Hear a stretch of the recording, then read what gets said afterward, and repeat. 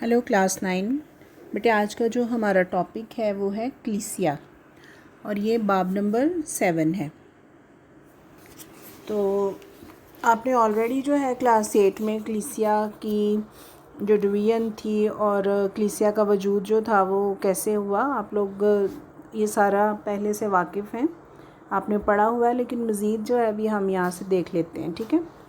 तो क्लीसिया जो है वो लतीनी ज़ुबान के लफ्ज़ एक्लीसिया से निकला है। पॉइंट बनाते जाएं, अंडरलाइन करें, क्योंकि ये आपके ऑब्जेक्टिव्स हैं। एक्लीसिया यूनानी ज़ुबान के लफ्ज़ एक्लीन से आहज़ किया गया है, ठीक है।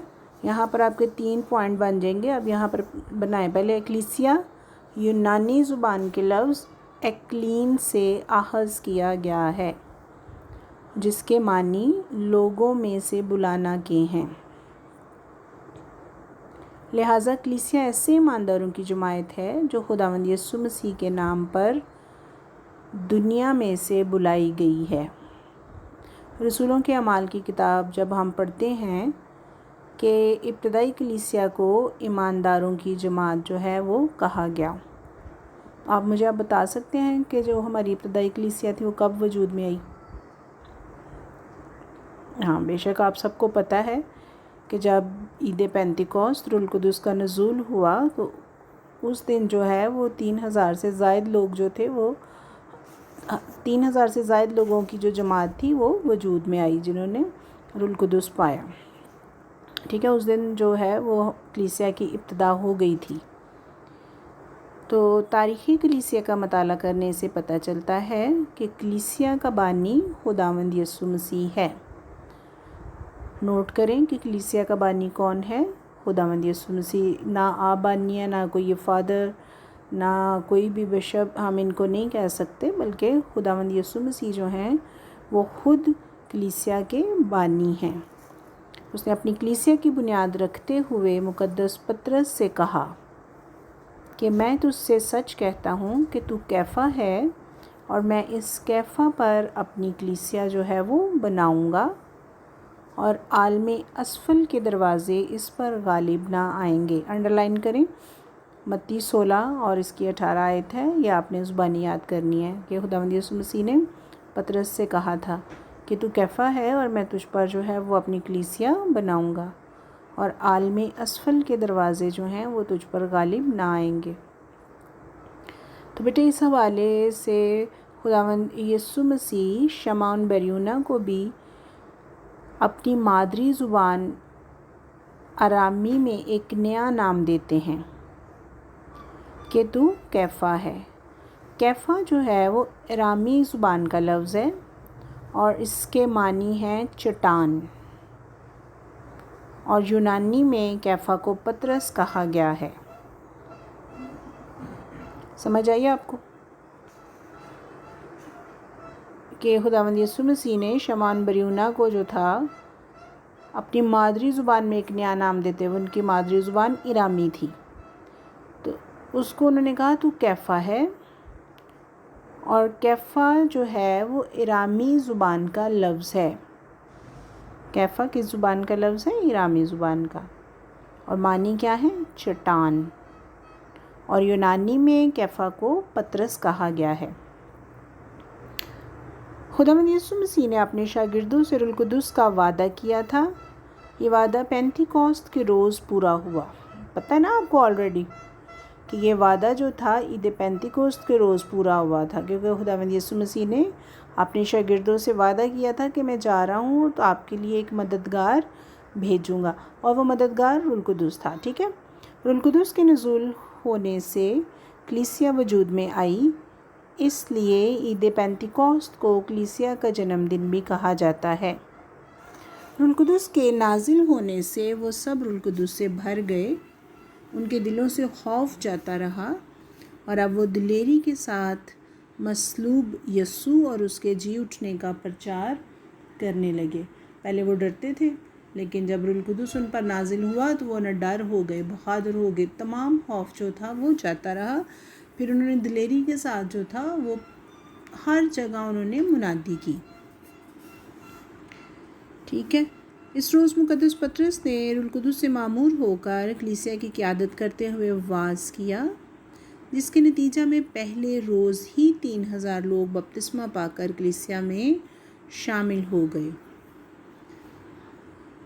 اس ابتدائی کلیسیا کی خوبی یہ تھی کہ جو سب ایمان لائے تھے اکٹھے رہتے اور سب چیزوں میں شراکت رکھتے تھے۔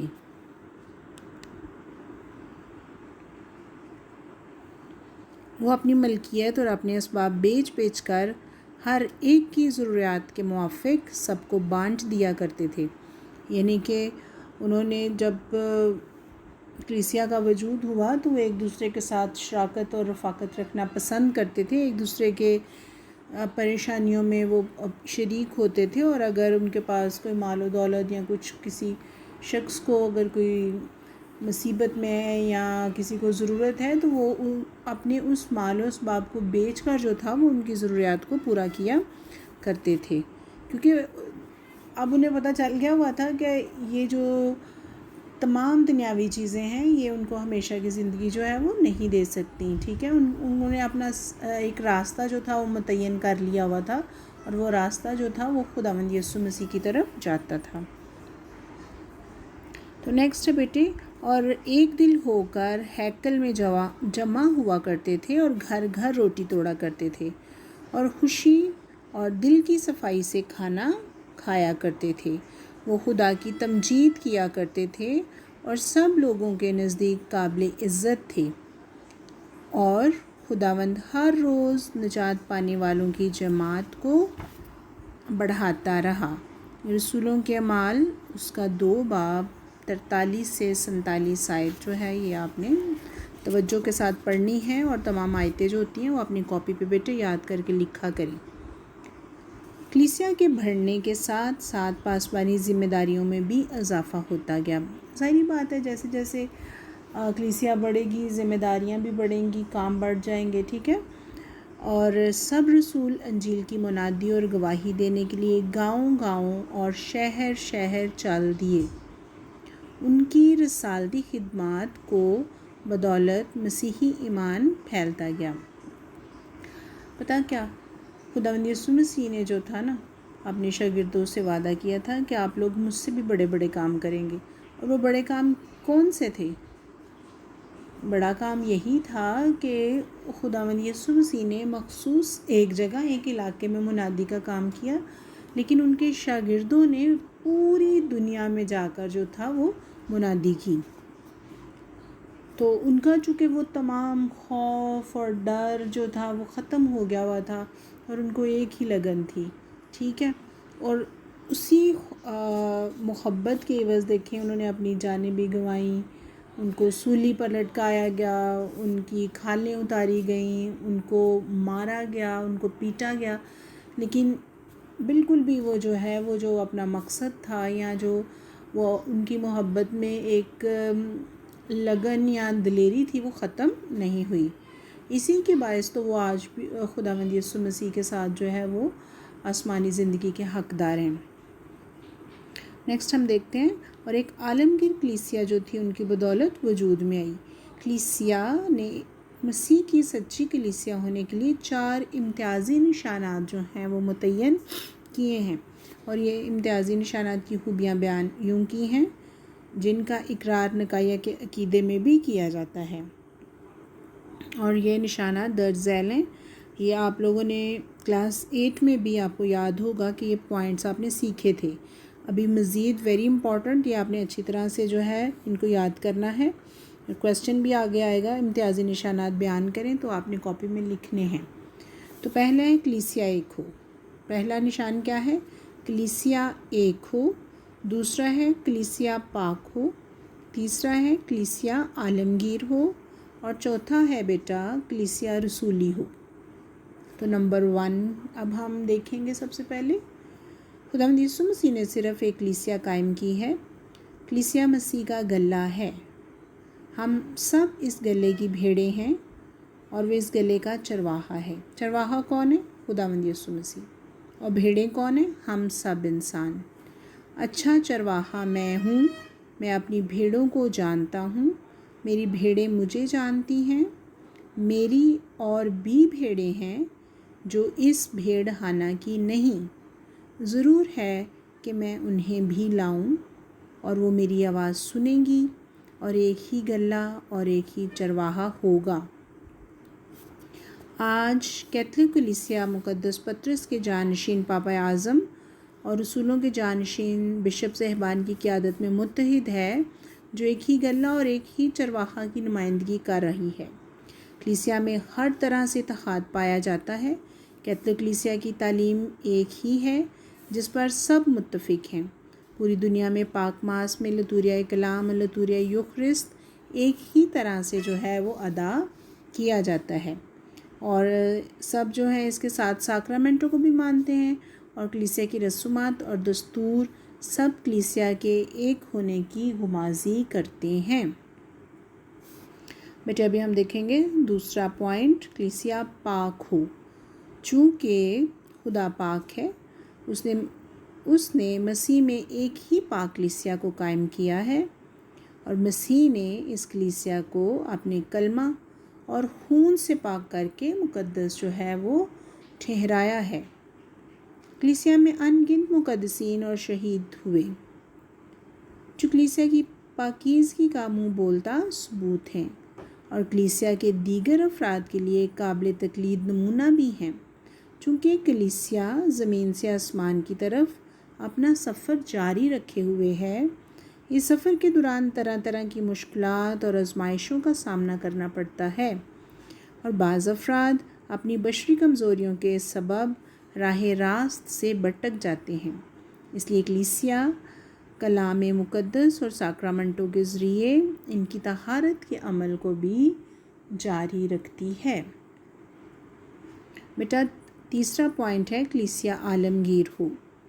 تو خداوند یسوع مسیح نے کلیسیا جو کیتھولک کلیسیا کہلاتی ہے، یونانی لفظ میں کیتھولک کلیسیا، کیتھولک کے معنی ہے عالمگیر، کیتھولک کے کیا معنی ہے؟ عالمگیر، اس لیے کہ کلیسیا کے دروازے پر تمام قوموں کے لیے کھلے ہیں۔ ہماری جو کیتھولک کلیسیا ہے اس کو عالمگیر اس لیے کہا جاتا ہے کہ اس میں کوئی روک ٹوک نہیں ہے، تمام جو دوسری قومیں ہیں ان کو آزادی حاصل ہے کہ وہ خوش دلی سے اس میں شامل ہو سکتے ہیں۔ خداوند یسوع مسیح نے اپنے رسولوں سے کہا، تم جا کر سب قوموں کو شاگرد بناؤ۔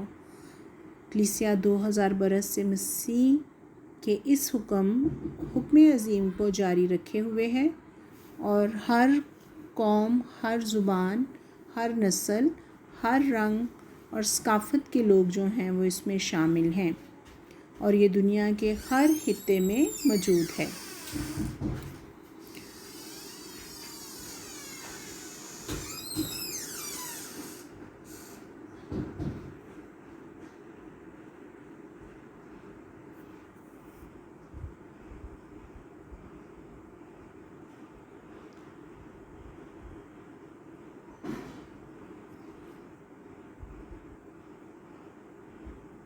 فورتھ پوائنٹ ہے ہمارے پاس کلیسیا رسولی ہو۔ کیتھولک کلیسیا رسولی ہے کیونکہ یہ رسولوں کے زمانے سے چلی آتی ہے۔ اس کے بشپ صاحبان رسولوں کے جانشین ہیں، اور پاپا اعظم مقدس پطرس کا جانشین ہے۔ مقدس پطرس سے لے کر آج تک 266 پاپا اعظم ہو چکے ہیں۔ کیتھولک کلیسیا میں رسولی جانشینی کا سلسلہ کہیں بھی نہیں ٹوٹتا۔ کلیسیا 2000 برس سے اس روایت پر قائم چلی آ رہی ہے۔ رسولوں اور رسولوں کے جانشینوں کے مشن کی بدولت کلیسیا پوری دنیا میں پھیل رہی ہے۔ آج دنیا میں 1 ارب سے زائد کیتھولک مسیحی ہیں، جو دنیا کی کل آبادی کا 1/6 حصہ ہیں، اور دنیا میں 4.5 لاکھ سے زائد کیتھولک کاہن ہیں، جو پاپا اعظم اور اپنے بشپ صاحبان کی قیادت میں مسیحیوں کو مسیحی زندگی بسر کرنے، ان کو ساکرامنٹ دینے اور روحوں کے بچانے کے کام میں مصروف عمل نظر آتے ہیں۔ ہم سب جو مسیح کے اسراری بدن یعنی کلیسیا کے زندہ اعضاء ہیں، ہمیں کلیسیا کے کاموں میں بڑھ چڑھ کر حصہ لینا چاہیے۔ تو بیٹے آگے جو ہیں ہمارے پاس سوالات ہیں کہ کلیسیا کے لغوی معنی کیا ہیں، کلیسیا کی تعریف بیان کریں، خداوند یسوع مسیح نے کس طرح اپنی کلیسیا قائم کی، ابتدائی مسیحی کس طرح زندگی گزارتے تھے اور لوگ ان کی زندگی کو دیکھ کر کیا کہتے تھے، ایک سچی کلیسیا کے امتیازی نشانات جو ہیں وہ بیان کریں۔ تو یہ تمام سوالات کے جوابات آپ نے اپنی کاپی پہ لکھنے ہیں اور اچھے سے آپ نے یاد کرنے ہیں۔ Thank you.